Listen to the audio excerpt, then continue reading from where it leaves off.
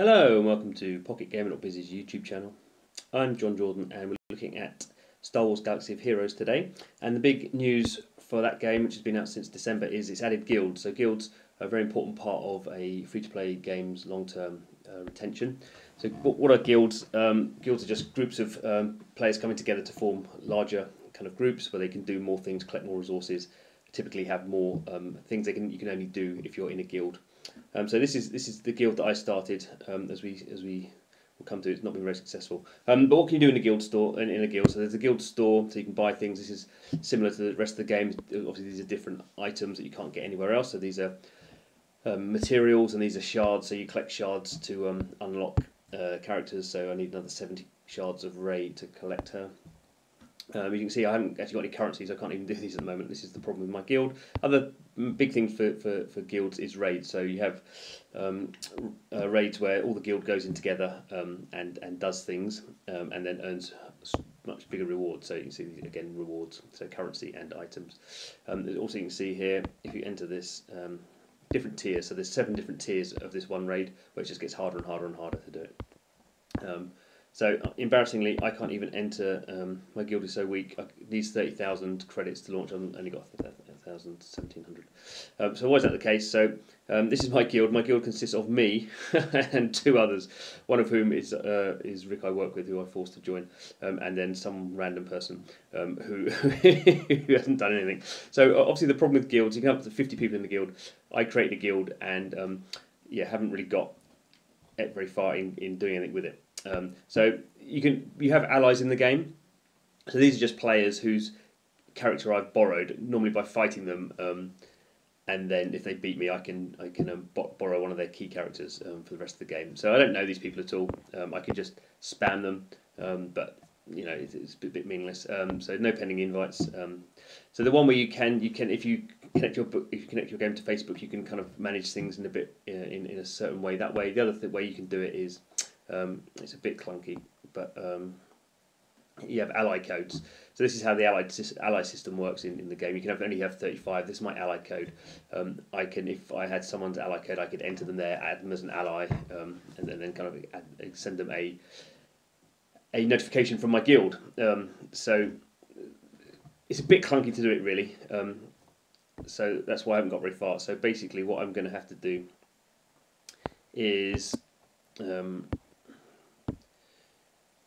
Well, actually, before we do that, you can see here the other thing where guilds come in is, so this is the daily activities, which is the whole list of stuff you're supposed to do every day, or if you do every day, you get extra rewards. So it's a kind of a good kind of to-do list that keeps you going back to the game. So the new one they've added in here is personal guild contribution. So you can contribute 600 guild bank coins a day. You do that by playing in the light side. So the light side battles, you have dark side and light side battles. So the more, if I spend my energy in the light side battles, then I earn this guild currency, which is shown here. So coins produced, the weekly guild back. So you can kind of see if this was full of 70 people, then we'd quite quickly be creating these coins. At the moment we've got 3, so what's that, kind of 15 times lower, even if Waters 2 was actually doing anything.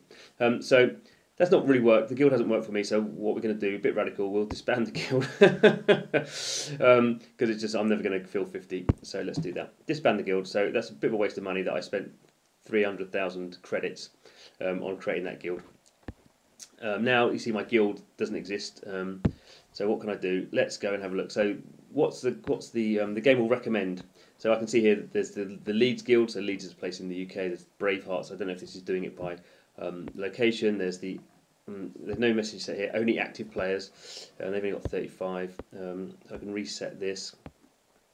We are the New Republic, give us your credits or we'll make the credit payable, Jar Jar. Okay, could join them. We swear we aren't not Imperial agents. I've got a bad feeling about this, they're kind of funny.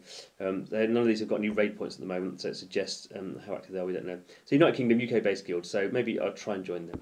So let's see if I can join them. I've sent them a request. So I have to wait now to see whether they want me. So just to say, guilds, you have to be level 22 in the game to join a guild, and people who are setting up guilds can then set up a higher kind of level if obviously you were kind of if you're very high level players, you might want to say level 70, which is I think what I am anyway. Yeah, so you might want some high level players to lock it that way, or you can just create kind of private guilds and only allow friends or people you know in some way to join. But that's how guilds work, and the important thing about guilds is, as you can see, it's doing these group things together, and that's really strong in terms of retention and in the end monetization as well. It's interesting that the game didn't launch with guilds. That was partly because they had to launch alongside the Force Awakens, the film. So that's a key part that they probably would have wanted to get in there, but probably would have taken them. They would have launched in December if they were going to get that in. They would have had to have probably launched in. Because of Christmas coming up, maybe end of January, start of February, suddenly it pushes everything back. The game's been pretty successful anyway. It's been a top 10 grossing game in the US, so they haven't really needed guilds. So it's come out quite well for them that they've got a really successful game. Now they can add guilds in. Maybe a bit difficult that some you're kind of adding guilds into an ecosystem of players who are all different levels. But I'm sure the other cool thing about the guilds is you can get you can unlock shards of a very special player, which is the Han Solo, the original Han Solo character, who's not been available in the game so far. The only Han Solo character is a really crummy Han Solo Stormtrooper one, who is kind of useless. I got him here, Stormtrooper Han. He's rubbish. He's a tank, but he's not as good as Chewie, who's the best tank.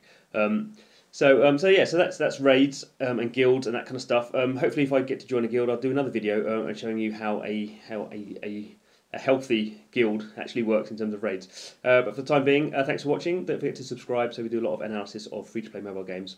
If that's the kind of thing that you like, please do subscribe and you won't miss anything. Okay, hope to see you again soon. Goodbye.